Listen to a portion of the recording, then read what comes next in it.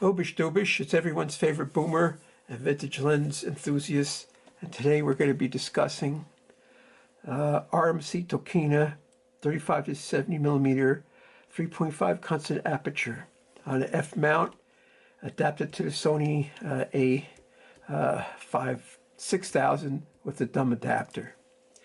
I got this lens cheap. I think it was like 30 or 40 bucks, and it was in excellent plus condition.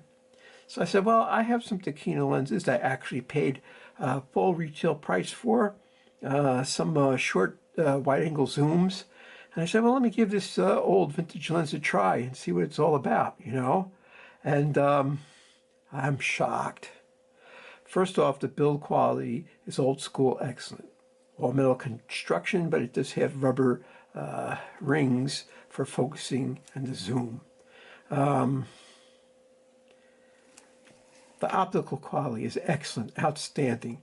I don't know if this is the normal price, 30 or 40 bucks, but if you want to buy a 35 to 70 zoom, forget Canon and Nikon, even though they're both great lenses in themselves. They both make a 35 to 70 constant f3.5 aperture, and they're excellent glass, but they cost 3 or 4 times as much. So, you know, if you could find one of these in outstanding, excellent condition, pick it up. That's all I could say. And it's a little bit shorter and just a teeny weeny bit lighter. Definitely the Nikon looks like a stovepipe when it's on your camera, but this doesn't protrude too much. The Nikon may be that much longer, and even the Canon's a little bit longer. These are all full frame. That means if you have a full frame mirrorless camera, you could really get a 35 to 70 out of it. Since it's on a crop sensor, it's like a 42 millimeter to 105 millimeter, something like that, which still is a nice walking around lens to take pictures with. And this thing performs admirably, very admirably. I went to my favorite town. I got there early in the morning. I shot some pictures at f3.5. There's no half stop, so I went down to 5.6, 8, and I think that's it. Maybe 1 or 2 11s. Because, you know, how good is a lens is the wider open it is. Of course, you get less depth of field, but it's your subject in focus is what you want to look at. And that's what I did. This is 24 megapixel, so I did the old routine where I took a 16:9 crop, shrunk it down to fit this screen, then I did a 1920 by 1080 crop, a 1:1 crop of some area of interest, usually a corner, but sometimes a center. And I did like an A and B study so you could see. This is the full frame sort of, and then zoomed up in a section. I have nothing but praise for this lens, especially since I got it so cheap. But like I said, I don't know if that's a normal going-away price for this. But you could get one. The Philosopher Photographer highly recommends the RMC TOKINA 35 to 70 millimeter, constant aperture 3.5. Like I said, it's relatively short. It's a little bit lighter. It looks like it goes with these cameras, and you can't go wrong. And the proof is in the pudding. Watch the following a short photo slideshow and decide yourself. Now, I wasn't paying particular attention, and I lost track of what shutter, what aperture I was using, and what focal length I was using. But I went through the whole range. I went from 35 to 70, and I went to 3.5, 5.6, 8 mostly, and 1 or 2 11s. But, you know, check it out yourself. Oh, it has a macro mode, which I didn't use. And it's sort of goofy. It just has a click stop there, and you go into macro mode. It's on the wide angle lens. It still works. I did some other pictures. You just won't see them. I'm going to do some more of that, but it's decently sharp. The Canon does this too. They have their macro mode on the short side, whereas Nikon had theirs on the 70 side. But that's neither here nor there. All three of them were fine optics, except the Canon and Nikon, they were brand names and they command some more money. But, you know, I really like this lens. Probably could be used a lot more. Highly recommended. Go out and get one. Let's see. Yeah, aperture works, no problem with that. Zoom works, yeah. And you know, when you're on these mirrorless cameras and there's no electronic coupling, the constant aperture is a blessing. Because I've seen like the cheaper lenses. Well, Canon makes one. They make a 35 to 70. I think it's 3.5 to 4.8. And it's much smaller and much lighter, and they use plastic construction. But they have all the, like say 70 was orange and 35 was green.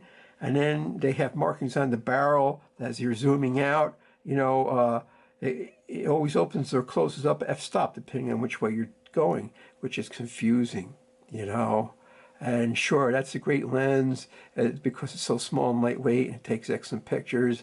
But any lens that's a variable aperture and they have those markings where, you know what, it's always one stop slower the longer you get, well, it could confuse you when you're trying to take pictures. You know, this thing maintains a constant F number throughout its whole range, and it helps simplify matters somewhat.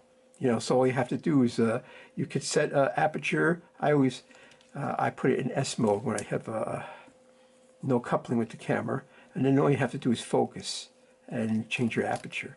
But I'm telling you, go for it. If you can find one of these cheap, pick one up, snap one up. You know, it's in a thrift store, Goodwill. You have a relative or friend who's got one and you want to offload it, get it, take it. It's great. You know, the adapters are dirt cheap. This is a photodiox Nikon the Nex, which is the E mount. Get one. They're beautiful. Can't say enough for this lens. But let's look at some pictures and you decide. There's a really old school neon sign at this tattoo parlor. So I use that as a reference picture on all my lenses. And then I went to my favorite town, Motown East, which is actually Morristown, New Jersey. And I get there early so I could use the lenses wide open. And as the day brightens up, I stop them down and I want to use a faster shutter speed to eliminate the boomer jiggers that I get, you know, being an old goat. And I buy these lenses and I put these samples out so you could decide whether you want to buy them or not. That's what I do. And it's under different lighting conditions, low contrast to high contrast, and you can see how they work. Some of them I modified somewhat to, you know, maybe I adjusted the levels a little bit, or I judiciously sharpened them a little bit. When you're at 3.5, 4, 5.6, and even f8, you have a shallow depth of field. So usually the thing that you're focusing on, your subject, which is usually in the center, will be in focus, but other areas will not be in focus because of a shallow depth of field, especially when you're at the longer range of the zoom ratio. But still, it'll give you an idea of what this lens does. It's a fine performer. It seems to be that they're available cheap, and if you're on a budget and you can't afford a Nikon or Canon glass, get the TOKINA. You can't go wrong. It's outstanding lens. Outstanding. You know, I was just so satisfied with this lens that it's going to become one of my favorite lenses. Absolutely, no doubt about it. You can't go wrong with this lens. Now, I still have to do some more studies with my other lenses, but after that, this is going to be like a walking around lens that I'm always going to have on one of my cameras, without a doubt. And the thing is, it's a full-frame camera. You could use it in a full-frame film back in the day, but you could use it in a full-frame mirrorless and get all the benefit of its real zoom ratio. Because 35 millimeter is sort of a wide-angle lens on a full-frame camera. Whereas on a crop center, it's more like a slightly wide normal lens. And as you can see, it has really good definition, and the colors are excellent. They're very neutral.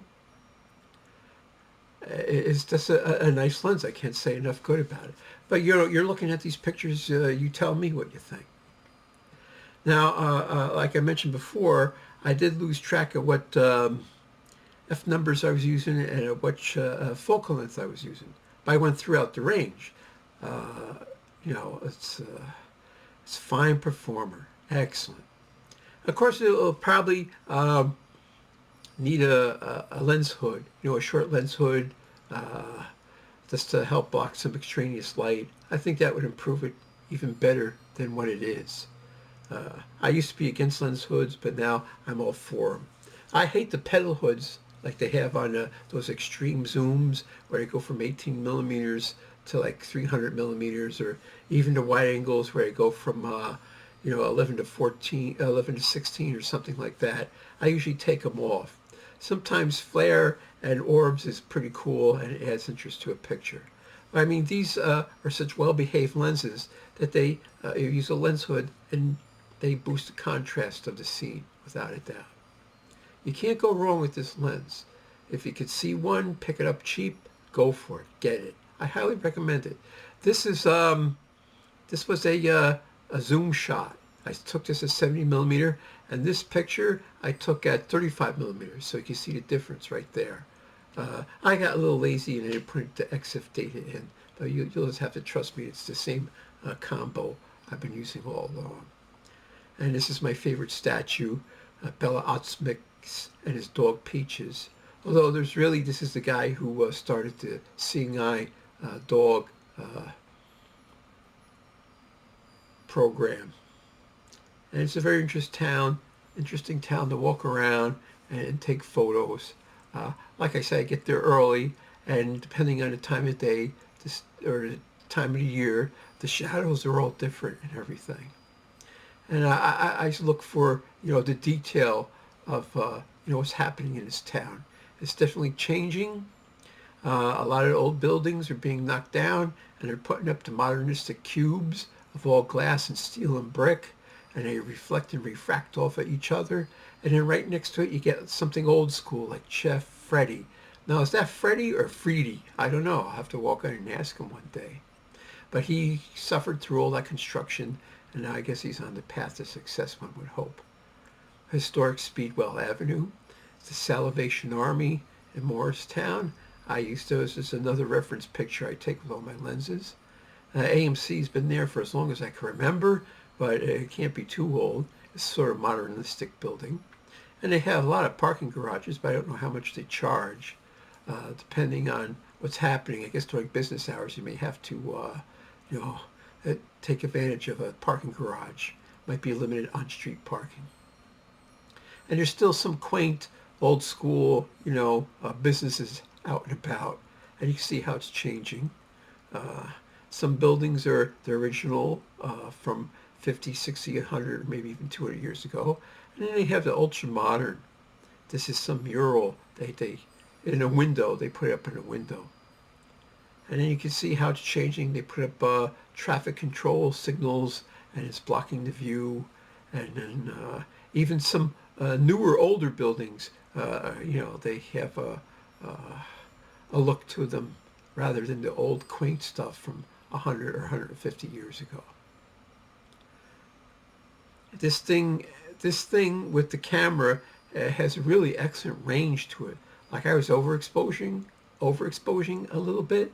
I adjusted my EV values to like -1, but I was able to recover the image just by doing a minus brightness until I get a nice looking image.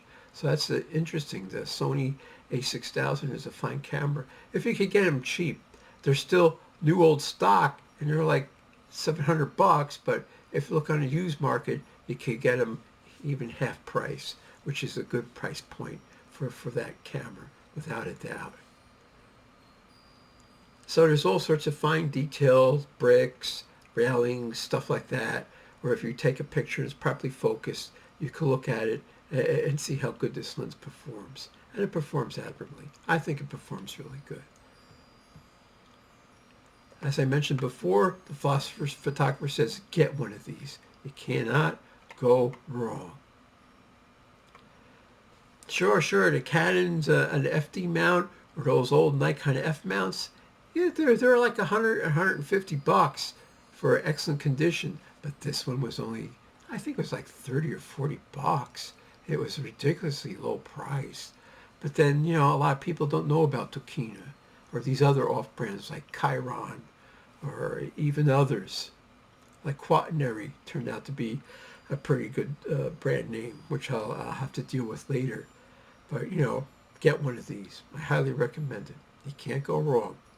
RMC TOKINA 35 to 70 millimeter constant aperture f3.5. Pick one up.